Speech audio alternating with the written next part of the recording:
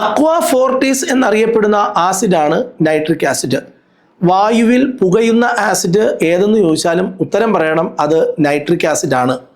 സ്വർണത്തിൻ്റെ പരിശുദ്ധി അളക്കാൻ ഉപയോഗിക്കുന്ന ആസിഡിൻ്റെ പേരാണ് നൈട്രിക് ആസിഡ്.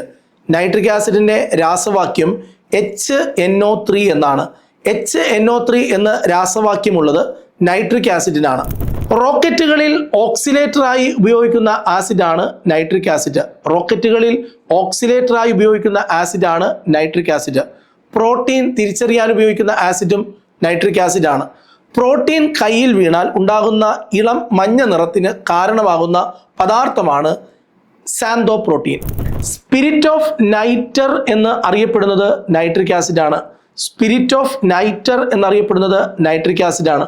പ്രോട്ടീൻ്റെ സാന്നിധ്യം മനസ്സിലാക്കാൻ ഉപയോഗിക്കുന്ന ആസിഡ് കൂടിയാണ് നൈട്രിക് ആസിഡ്. നൈട്രിക് ആസിഡിൻ്റെ നിർമ്മാണ പ്രക്രിയ അറിയപ്പെടുന്ന പേരാണ് ഓസ്റ്റ്വാൾഡ് പ്രോസസ്സ്.